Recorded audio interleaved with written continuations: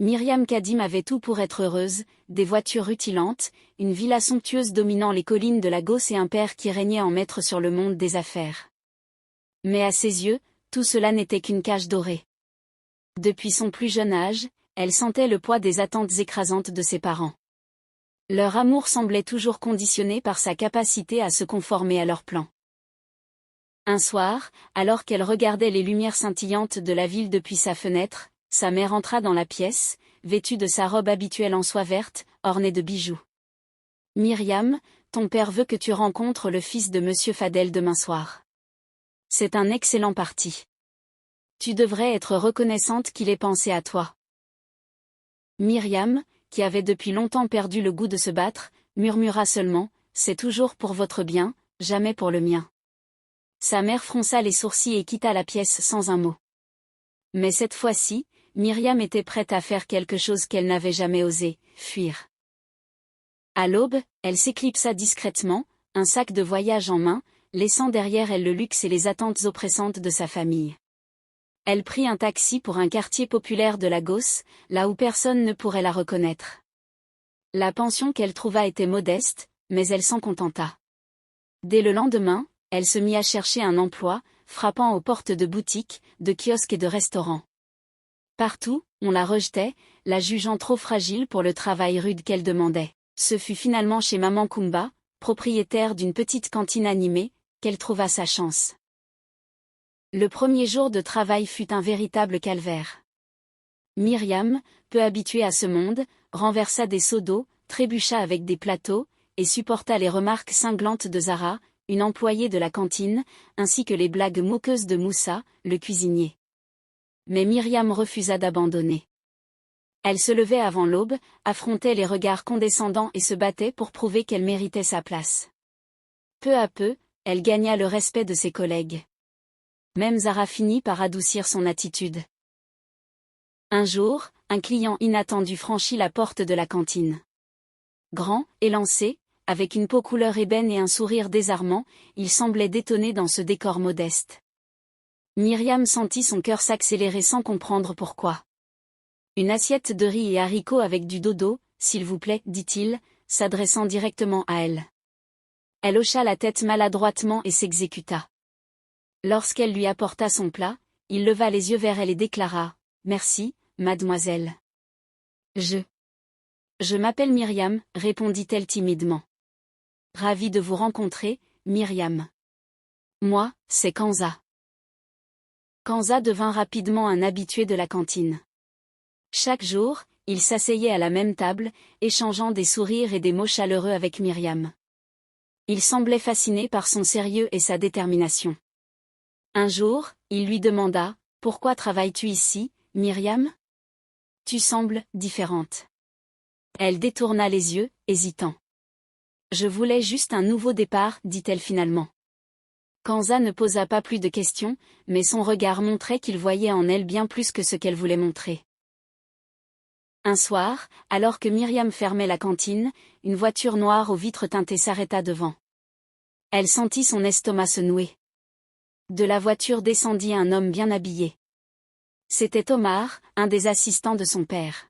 « Tu as disparu depuis des semaines, Myriam. »« Ton père est furieux, dit-il sèchement. »« Je ne reviendrai pas, répliqua-t-elle, le cœur battant. »« Si tu refuses, il te retrouvera, peu importe où tu te caches. » Kanza, qui avait tout entendu depuis l'intérieur, sortit et se plaça instinctivement entre Myriam et Omar. « Elle a dit non, déclara-t-il calmement, mais fermement. Omar le jaugea un instant avant de retourner dans la voiture. « C'est une guerre que tu ne gagneras pas, Myriam, lança-t-il avant de partir. Après cet incident, Myriam avoua la vérité à Kanza. « Je suis la fille du chef Kadim, confessa-t-elle. J'ai fui cette vie pour trouver qui je suis. » Kanza hocha la tête, son respect pour elle grandissant. « Tu es plus forte que tu ne le penses, Myriam. Mais tu devras affronter ton père un jour ou l'autre. » Encouragée par ces paroles, Myriam décida de retourner chez ses parents, mais cette fois, avec une détermination nouvelle. Lorsqu'elle franchit les portes de la villa, elle se tint droite devant son père. « Je ne suis pas une marionnette, papa. Je construirai ma vie à ma manière. À sa grande surprise, son père resta silencieux, observant la force qu'il ne lui avait jamais reconnue. De retour à la cantine, Myriam se sentit enfin libre. Elle n'était plus la fille soumise et perdue qu'elle avait été. Kanza, fidèle à ses côtés, lui tendit une assiette. « Alors, que dirais-tu qu'on cuisine quelque chose ensemble ? Après tout, on fait une bonne équipe, dit-il avec un sourire éclatant. Myriam rit doucement, sentant pour la première fois que sa vie était vraiment à elle. Et au fond d'elle, elle savait qu'elle ne faisait que commencer à écrire son histoire. Le chef Kadim ne supporta pas l'absence de sa fille chérie, il décida quelques jours plus tard de la rendre une visite surprise dans l'appartement modeste de Kanza.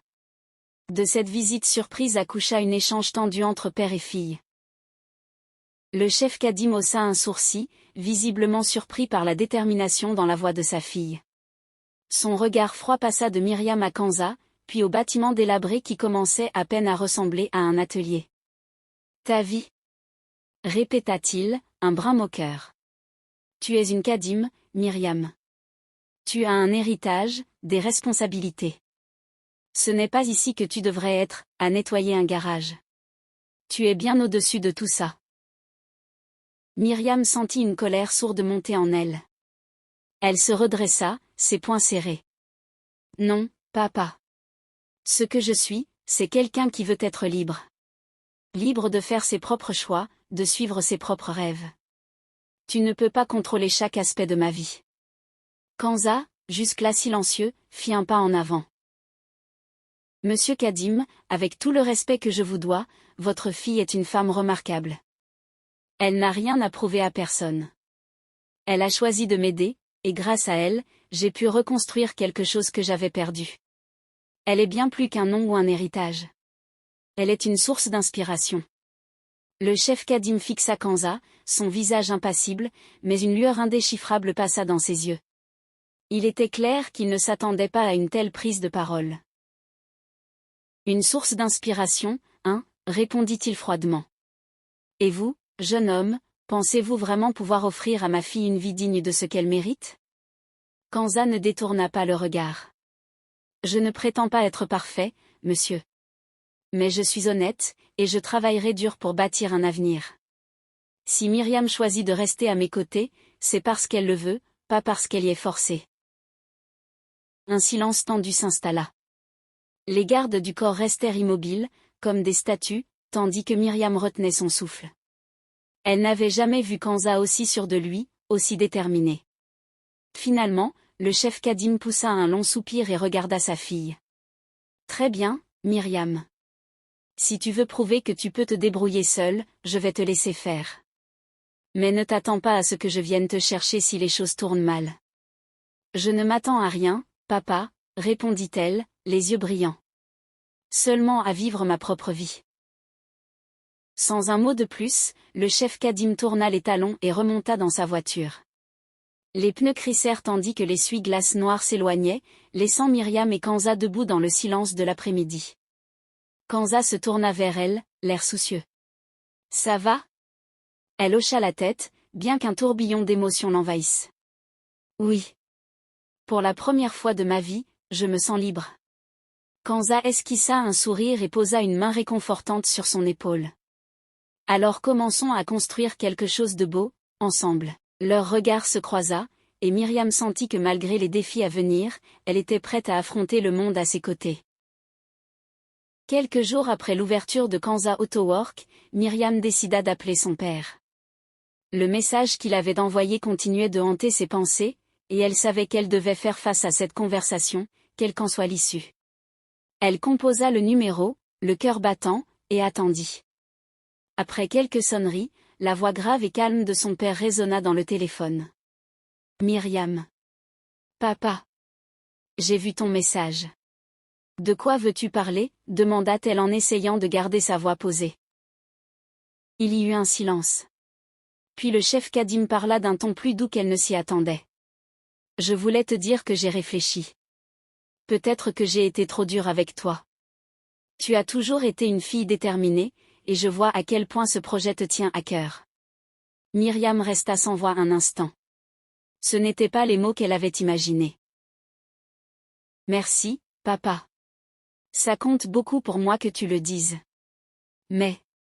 Il marqua une pause. J'ai mes réserves. Pas sur ton travail, mais sur ta relation avec Kanza. Es-tu vraiment certaine que c'est ce que tu veux? Que c'est quelqu'un qui pourra te soutenir dans la vie que tu mérites? Myriam inspira profondément, le cœur serré. Papa, je ne doute pas de lui. Il m'apporte quelque chose que ni l'argent ni le statut ne pourraient jamais offrir, il me comprend. Et avec lui, je me sens libre d'être moi-même. Le chef Kadim soupira. Très bien, Myriam. Je ne vais pas m'y opposer. Mais sache que je veillerai toujours sur toi. Si jamais tu as besoin de moi, je serai là. Je le sais, papa. Merci. La conversation prit fin sur ces mots. Myriam sentit une vague de soulagement, mais aussi une tension sous-jacente. Elle savait que l'approbation de son père n'était pas complète, mais c'était un début. Quelques mois plus tard. L'atelier Kanza Autowork prospérait. Les habitants du quartier venaient non seulement pour leur réparation, mais aussi pour partager des moments de convivialité. Myriam et Kanza travaillaient côte à côte, bâtissant non seulement une entreprise, mais aussi une vie ensemble. Un soir, alors qu'ils fermaient l'atelier, Myriam sortit une petite boîte de sa poche. Elle la tendit à Kanza avec un sourire malicieux. « Qu'est-ce que c'est » demanda-t-il, intrigué. « Ouvre-la et tu verras. » Kanza ouvrit la boîte pour découvrir une clé flambant neuve, gravée de leurs initiales. « C'est la clé de l'avenir, Kanza. Celle de notre nouvelle maison. On y emménage ce week-end. » Kanza resta figé, puis un large sourire illumina son visage. Il prit Myriam dans ses bras. « Merci, Myriam. Merci de croire en moi, en nous. » Ils restèrent enlacés, prêts à affronter l'avenir ensemble, quelles que soient les épreuves. Leur histoire, loin d'être parfaite, était authentique, bâtie sur la confiance, l'amour et une foi inébranlable en ce qu'ils pouvaient accomplir à deux. Dites-nous comment vous avez trouvé l'histoire. De plus, likez, abonnez-vous pour ne pas rater les futures histoires et aussi jetez un coup d'œil sur la chaîne pour regarder les autres histoires qui pourront vous plaire. À très bientôt.